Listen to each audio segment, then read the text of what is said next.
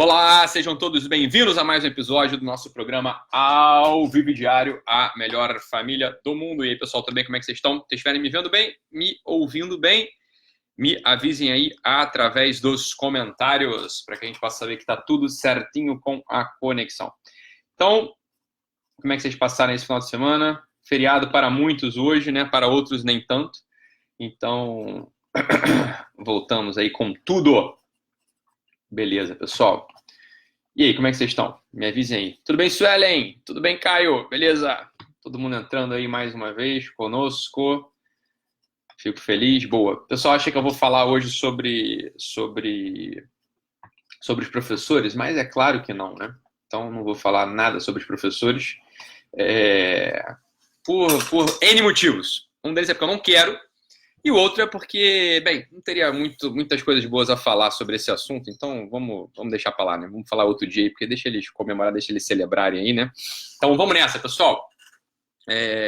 Obrigado aí pelas felicitações no dia do professor aí que o pessoal deu, agradeço. Mas hoje eu queria falar sobre uma outra coisa que pode jogar um pouco de luz aí em vocês, né? Então, uma live mais tranquila, uma live mais informativa, né? Que talvez num primeiro momento seja mais difícil para a gente pegar o conteúdo dessa live aqui, mas é uma live que vale a pena. Hoje a live é uma live de chamado, na verdade, de rememoração, de lembrança sobre um assunto que eu tratei num outro lugar, até no assunto lá da minha aula online gratuita sobre o curso dos 4 temperamentos, né? Mas muita gente não viu, muita gente não vai ver, então vamos falar por aqui, porque aqui a audiência é super alta, então vamos falar por aqui, porque o que adianta, o que vale a pena a gente falar? Olha só, a gente está num momento específico agora aqui do nosso país, muita gente está discutindo, né? Muita gente está se posicionando, não está se posicionando, enfim, pela questão política, sobretudo na questão presidencial, e o que a gente acaba esquecendo muitas vezes é que algumas pessoas, né? Algumas pessoas, elas têm um jeito natural de se comportar, de reagir, de entender o mundo, né? Que não é compartilhado por outras pessoas. E por que isso acontece? Uma das explicações, né? Uma das explicações está nas camadas, né? Que a gente não conseguiu fazer a live aí no sábado, ou sei lá, na sexta-noite, por causa da transmissão, da conexão, né? E um outro motivo é o motivo do temperamento, né? O temperamento humano, ele marca um jeito específico que a gente vê o mundo. Ele marca uma forma específica que a gente experimenta o mundo. Ele dá também um tom da forma como a gente se manifesta no mundo, né? Então, veja bem, temos duas pessoas que às vezes têm a mesma vivência, eles têm a mesma concepção de mundo, olha só que coisa interessante, eles têm a mesma motivação, né? Isso tudo pode acontecer, mas olha só, você está diante de uma pessoa, você está convivendo ali com um amigo teu, né, que também está na sexta camada, por exemplo, ele tem a mesma motivação que você, a sexta camada é a motivação específica de ser útil, né, uma motivação específica de conseguir resultados no mundo, então vocês dois têm a mesma motivação, às vezes vocês dois têm a mesma visão, imagina só que vocês dois são pró-Haddad ou vocês dois são pró-Bolsonaro, sei lá, mas cada um se comporta, sente, experimenta, tem uma necessidade específica de se manifestar ou de marcar sua posição ou de não marcar a posição. Bem, aqui que a gente deve isso? Bem, a gente deve isso a várias coisas. Uma delas é criação, evidente, né? Outra delas é o entendimento, por aí vai, mas tem uma coisa que é o temperamento, né? Então, o temperamento humano, ele marca esse modo, ele marca esse tônus, ele marca esse modo que a gente tem de se posicionar no mundo e da gente se manifestar no mundo. Isso é bom, todo mundo tem que saber disso. Por quê? Porque isso vai ajudar a gente pra caramba, por exemplo, a se relacionar com os nossos colegas de trabalho. Isso ajuda pra caramba a gente se relacionar com nossos parentes, isso ajuda a gente se relacionar com nossos filhos, porque é claro, se a gente entende uma coisa que é tão fácil, é tão simples, olha só, se a gente tem que aprender isso, a gente já sabe disso, né? Mas a gente tem que sempre ser relembrado desse assunto. Qual que é o assunto que a gente tem que relembrar? É o assunto seguinte, olha só.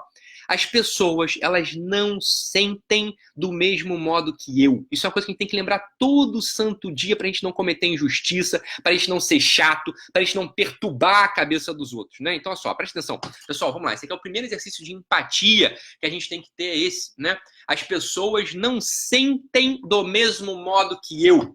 As pessoas têm um modo de experimentar um mundo que não é igual ao meu. E veja só o que eu vou te dizer. Não adianta muitas vezes você comunicar certas coisas para as pessoas. Não adianta muitas vezes você explicar o seu ponto de vista, porque às vezes o problema não está na cabeça, não está no conhecimento que a pessoa tem, não está sequer na maturidade da pessoa, mas está num modo específico de viver, no modo específico de estar instalado na realidade. E esse modo específico a gente pode chamar de temperamento. Veja só, o temperamento é uma estrutura mineral. do ser humano, ou seja, ele não muda, ele é uma base, não vai mudar, você tá entendendo? Não vai mudar. O temperamento, ele fica daquele jeito ali, né? O resto da vida, você nasce de um jeito, você morre daquele jeito. Não adianta, se você é um fleumático, por exemplo, né? Você vai continuar experimentando o mundo de um modo fleumático, você não vai experimentar o mundo jamais de um modo colérico. O que você pode fazer, fleumático, eu vou explicar daqui a pouco o que cada um deles significa, o que você pode explicar, o que você pode fazer é se treinar, né? Numa certa situação. É importante eu ter mais iniciativa, é importante eu ter mais drive, é importante eu ter mais pegada, tudo bem. Mas o teu modo básico de experimentar o mundo é de um certo modo. E você precisa saber que, às vezes, o teu marido que não é fleumático, a tua esposa que não é fleumático, né? Bem, enfim, uma pessoa que você convive ali que não é fleumático, ele tem um modo de experimentar o mundo mais explosivo, o modo de experimentar o mundo mais expansivo. Por exemplo, ele pode ser um colérico que vai marcar mais a posição, um colérico que vai tender a estar mais dentro das suas próprias ideias, a estar dentro mais do seu projeto, você está entendendo? Isso é muito importante, a gente sempre ter isso claro na nossa cabeça, porque isso evita muita discussão, isso evita muita briga, isso evita muito arranca-rabo, você está entendendo? Olha só, se eu lembro que uma pessoa experimenta o mundo de um modo diferente do qual eu experimento, e que isso não depende, presta atenção, isso não depende de crença, isso não depende de maturidade, isso não depende de informação na cabeça da pessoa, você está entendendo? Se eu lembro disso todos os dias, quantas brigas eu não vou evitar? Na verdade, eu vou evitar muita briga, porque olha só, não adianta, presta atenção, eu discutir com uma pessoa, né, porque ela tem um jeito de experimentar o mundo, eu não vou mudar essa forma de experimentar o mundo, eu tenho que entender que isso é uma estrutura da personalidade da pessoa, uma estrutura que está dentro da pessoa, que eu não mudo, eu não consigo mudar. Então, se você tem um filho, por exemplo, né, que é sanguíneo, naturalmente, ele vai ter menos tendência de liderar espontaneamente. Naturalmente, ele não vai ser tão combativo, naturalmente ele não vai ser tão competitivo, ele naturalmente vai ser mais comunicativo, ele naturalmente vai ser mais, ele vai tender a envolver mais os outros, ele naturalmente vai tender a ser mais disperso, você tá entendendo? Quer dizer, é o jeito dele, é o temperamento dele, você tá entendendo? E todas essas características que eu dei, que parecem boas e que parecem ruins, elas não são nem boas nem ruins. Quer dizer, são um jeito que a pessoa tem de experimentar o mundo, e a habilidade do educador, por exemplo, a habilidade daquele que convive é conseguir tirar o melhor de cada uma dessas características, tá? É tirar o melhor de cada uma dessas características. Então, veja, é sempre importante a gente ter isso na cabeça, como, né, a gente vai entrar numa discussão, ou como a gente vai entrar numa negociação, como a gente vai entrar num relacionamento, seja profissional, seja amoroso, sabendo disso, né? O modo como a gente entra no relacionamento, sabendo essas coisas, ajuda muito a gente manter esse relacionamento de modo saudável, durando às vezes anos, décadas, sem que tenha um desgaste que pode ser evitado. Quantos relacionamentos, eu estou tendo aqui, né, casal, né, a dar com pau, o que eu mais faço aqui é atender casal. Quantos relacionamentos estão desgastados não porque o amor acabou, não porque o tesão acabou, não porque, sei lá, cada um acredita numa coisa, nada. Às vezes só estão desgastados por quê? Porque as pessoas não lembram desse detalhe, né? Cada um experimenta o mundo de um certo modo, e esse modo a gente não vai conseguir mudar. Então, por exemplo, se eu tenho um marido, né, fleumático, né? Meu marido é fleumático. Quer dizer, o que é o fleumático? O fleumático, né? O fleumático é aquele que funciona como a água, né? Quer dizer, se você não mexer, a água fica parada. Se você não mexer, a água, ela se adequa ali, né, ao recipiente que ela está posta, né? Quer dizer, o fleumático tem esse simbolismo com a água, né? O fleumático, ele vai tender a ficar parado, a envolver, né? Ele tende a se acomodar e não tem ali uma energia própria, por assim dizer. Quer dizer, ele tende a observar as situações com calma e a se adequar às situações, a envolver as situações. Veja, se você sabe que o seu marido é assim, você não vai ficar irritadíssima porque ele não dá, por exemplo, o palpite, ou ele não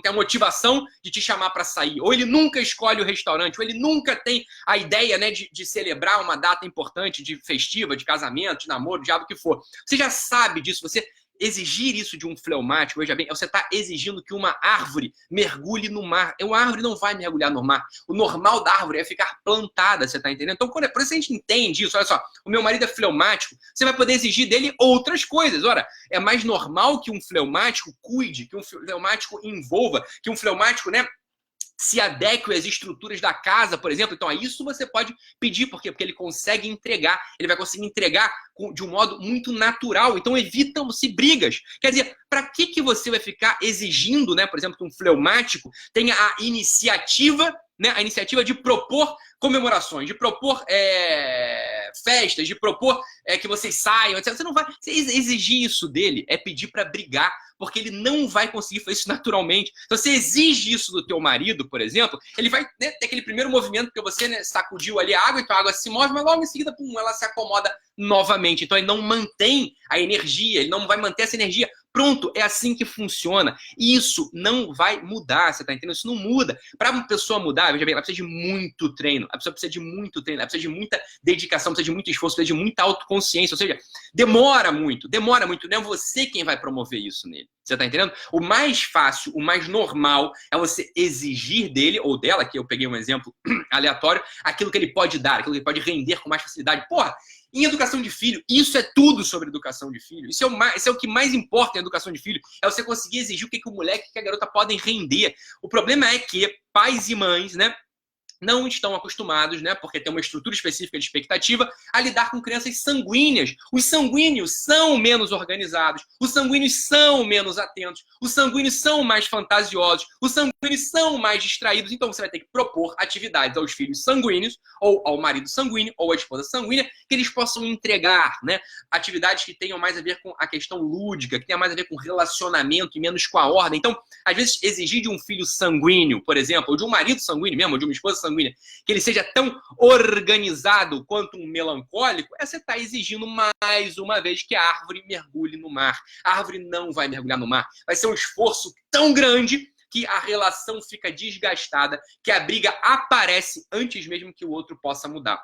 Para o outro mudar, quer dizer, para um fleumático ou para um sanguíneo mudar com as exigências de um melancólico ou de um colérico, por exemplo, quer dizer, é um esforço tão grande, que a briga aparece antes da mudança, que o desgaste aparece antes da mudança. Então, isso aqui é super importante a gente ter na nossa cabeça, né? Quer dizer, cada um tem uma característica específica, que muitas vezes a gente pode achar que é má vontade, que é sacanagem, né? Que é má interesse, etc. E não é, é um jeito da pessoa. É a mesma coisa só. Então, um colérico, por exemplo, que tem uma capacidade maior, né, de tomar a dianteira, tem uma capacidade maior de liderar, tem uma capacidade maior de marcar o seu posicionamento, tem uma capacidade maior de convencer, sei lá, de fazer projetos, de permanecer no projeto, enfim. O colérico tem essas vantagens, por assim dizer, tem essas características, por assim dizer, mas também tem mais dificuldade de ceder, tem mais dificuldade de rapidamente ver que está errado, tem mais dificuldade, né, de se deixar conduzir, mesmo quando ele não é o mais esperto da história. Então, olha só, não tem características positivas e negativas, por assim dizer, tem características que têm que ser trabalhadas. Então, o importante da gente, né, o importante que a gente tem, que a gente precisa ter na nossa cabeça, né, a coisa importante que a gente tem que ter na nossa cabeça, para a gente poder se relacionar melhor com os outros, é lembrar disso, que é tão simples, né? É tão, quer dizer, cada um experimenta o mundo de um modo, de um certo modo. E nisso não tem mesmo um jeito certo. Tem um modo como você experimenta, tem um modo como eu experimento o mundo, você tá entendendo? E aí vai, né? Aqui, ó, aqui é duplo, aqui a coisa é dupla, é uma via de mão dupla. Vai, né? Da minha parte, eu saber que certas coisas, se eu exigir certas coisas daquele sujeito, eu tô dando murro em ponta de faca, eu vou me frustrar. E por outro lado, aquele sujeito tem que saber o seguinte, olha, eu não tenho uma característica que me saia tão natural. Pela minha característica, não me sai tão natural certas coisas. Então, eu preciso estar atento, né? Quer dizer, o fleumático... Eu peguei no pé do fleumático aqui, né? Eu sou fleumático. O fleumático, né? Eu peguei no pé do fleumático aqui. Eu não sou um fleumático típico. Vocês não vão me reconhecer como fleumático aqui. Fica tranquilo. Então, não é para me dar diagnóstico, por assim dizer, tá bom? Então, olha só, um fleumático, né? Um fleumático. Ele sabe que, naturalmente, ele não tem aquele motor dentro dele para tomar iniciativa, para manter a coisa, etc, etc, etc, né? É normal isso, ok? O que ele precisa fazer? Ele precisa se autoeducar. Ele precisa saber que, em certos momentos, ele vai precisar racionalizar a coisa e fazer uma força para experimentar o mundo como ele sabe que pode ser experimentado. Por quê? Porque o fleumático tem a capacidade de adaptação. Então, se ele for um fleumático atento, por exemplo, ele sabe que ele pode experimentar o mundo de um certo modo, que não é o natural dele. Por quê? Porque ele consegue se moldar, né? Lembra, a água ela molda, ela se molda, ok? Ou um melancólico, por exemplo, o melancólico ele sabe como a terra, né? O melancólico ele tem o simbolismo da terra. Estou falando aqui. O melancólico tem o simbolismo da terra. Então a terra ela também tende a se acomodar, mas diferente da água, ela não se adapta tão imediatamente ao ambiente no qual ela está. Ela vai tender a ter uma resistência. A água, né? Quer dizer, se eu mergulhar de cabeça na terra, eu bato a minha cabeça e morro. Se eu mergulhar de cabeça na água, a água acomoda aquele corpo que está entrando ali nela, não é verdade? Então pronto. o melancólico, ele tem que saber disso. Olha, eu tenho uma característica de terra, eu tenho uma resistência. Quer dizer, se a coisa entra, né? Veja bem, se eu enfio uma faca na terra e tiro a faca, o que acontece? Fica marcado ali a marca da faca, fica como se fosse uma bainha.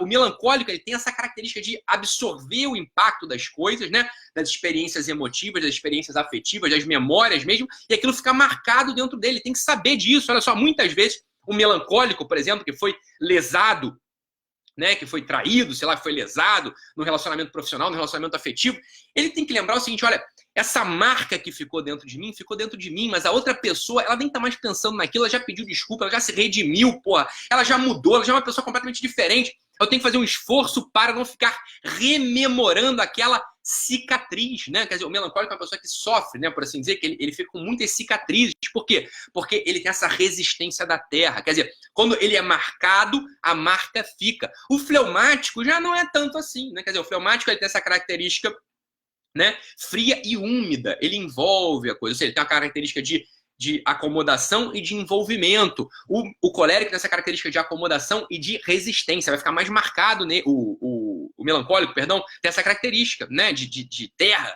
como a terra. O colérico, por exemplo, tem que lembrar, se é uma pessoa colérica, você tem que saber o seguinte, olha só, eu sou colérico, então como é que eu me defino? Né? Eu sou quente e seco, então eu expando e marco posição, né?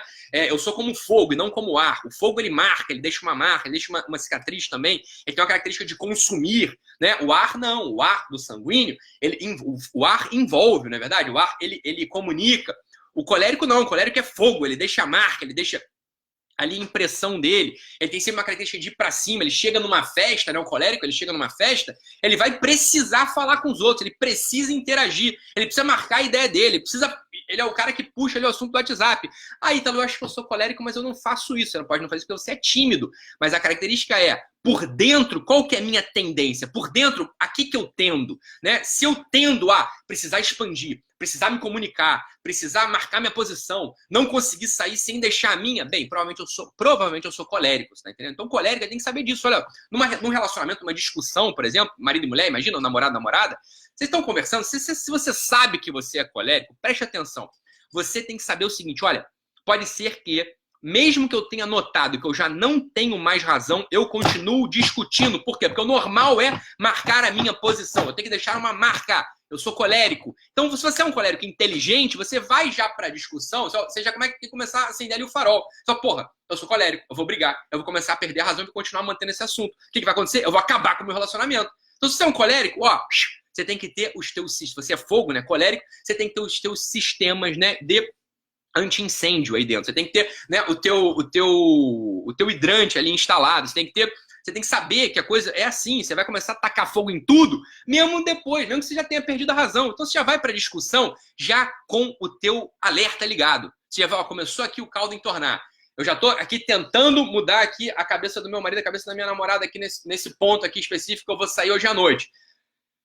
Você tem que ter o teu sistema anti-incêndio, porque se o outro começar a resistir, o que o fogo tende a fazer? O fogo tende a consumir, né? E aí você entra na individualidade do outro, você lesa a individualidade do outro, você lesa as vontades do outro vai se sentir desgastado. Por mais que ele não discuta contigo na hora, mas ele vai notando que aquilo ali está desgastando ele demais, né? E aí a relação começa a ficar frouxa, e aí muitas vezes o pessoal fala assim para mim, pô, Ítalo, o meu casamento acabou, meu namoro acabou, eu nem reparei que tinha acabado. Você não reparou que tinha acabado? Você é um colérico, provavelmente, né? Ou porque você estava consumindo, você nunca notou que estava consumindo o outro. Ou acaba porque você é um fleumático, né? Você não tá atento, você tá ali quieto na tua, fala, porra, pra mim tava bom aqui como tava. Pra você tava bom, meu filho. Mas pro outro lá tá uma bosta e você não reparou, porque você não tá reparando, você tá ali na tua, você tá olhando só para si. Então aqui, mais uma vez, como sempre, o truque pra gente conviver bem, pra gente poder dar diagnóstico bem, pra gente poder entender bem o temperamento dos outros é sair de si, é deixar de ser egoísta.